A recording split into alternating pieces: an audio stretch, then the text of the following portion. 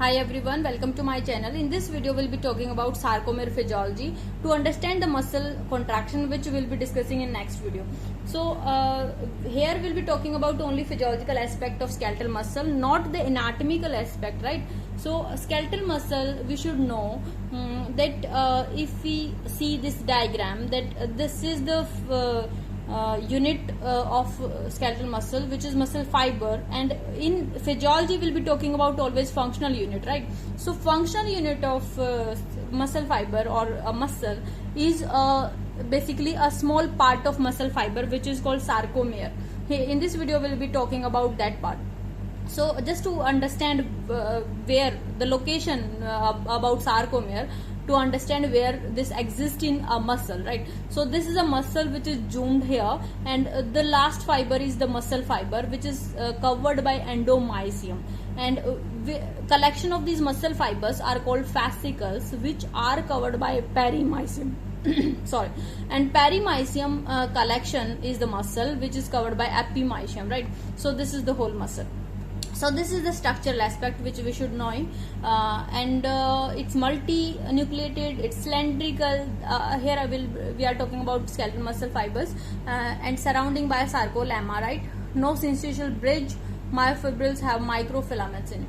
So ultimately this knowledge you should be having to understand this one unit, which will be sarcomere. And let's see what is sarcomere now.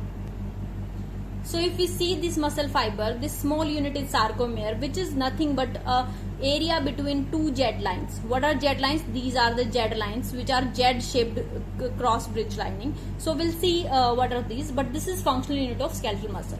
So this is the microscopic structure which we can see under microscope. There are some striations present in the muscle, and these are basically seen as light and dark bands. If we expand it, okay, so this is the structure of sarcomere.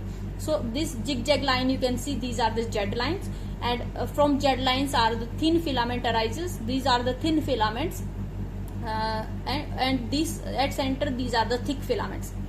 So there is an area which seems same in color. We call them I band, isotropic band, means this is isotropic, same in color. And there are areas where we have both type of bands, so the color vary. That's why it's A band, which is anisotropic band. That means it's not same throughout, right? At center, if we see the midline, that is called M line. And there are at center, you can see where only thick bands are there, where there is no actin filament, the thin bands are not here. This is H band, right? Now next is we should know what are these thin and thick filaments. So let's see what is thick filament. Thick filament is the name of thick filament is myosin. In skeletal muscle it's myosin 2. Okay, and if we see the structure of myosin, you can see here there are two heads present, heavy chain and light chain, and then there is alpha helical coil present, and at last there is a tail part which is nothing but cargo binding domain.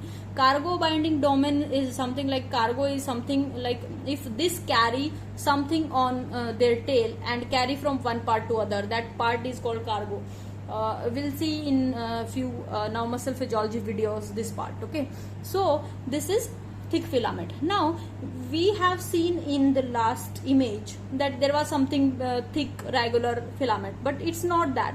That diagram is just schematic diagram, but in reality what happens, this is the real picture of thick filament, where the myosin, these are the myosin heads and these are the tail. So tails are arranged towards center, and this arrangement is called bipolar assembly. Okay, so multiple myosin arranged in both the directions, and this arrangement is bipolar assembly, right? So this bipolar arrangement of myosin, collection of myosin, makes ultimately the thick filament. Okay, coming to thin filament, which is formed by majorly actin, which is formed further by the subunit F-actin, right? F-actin is further made up of 13G actin proteins. So what are these? These are basically, can you see this green globule? This one is 1G actin. Making 3 together makes 1 F-actin, and the chain of F-actin is basically the actin, right? So this is thin filament, the thin filament in green color. If you can see, there are some blue color chain, small chain. This is tropomyosin. Okay, and you can see a ball like structure, a globular structure here. This protein is troponin and having three parts: troponin I, troponin C and troponin T, having all separate functions, right? So thin filament is made up of these three parts: actin, tropomyosin and troponin. Ultimately, if you can see this structure, this is a structure which you saw in the last diagram as a line, thin filament, right? Okay.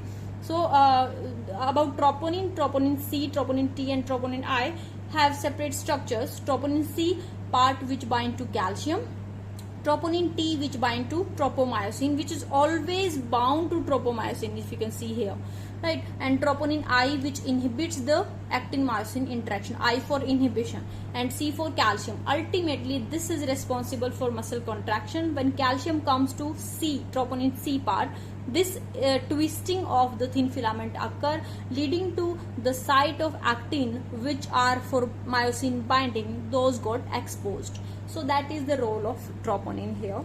So in this video, I think the point is clear. What is sarcomere, what are thick filament and what are thin filament. In next video, we'll be talking about what is muscle contraction, ultimately what is excitation contraction coupling. Thanks for watching. Keep watching, keep sharing. Bye bye. Thank you.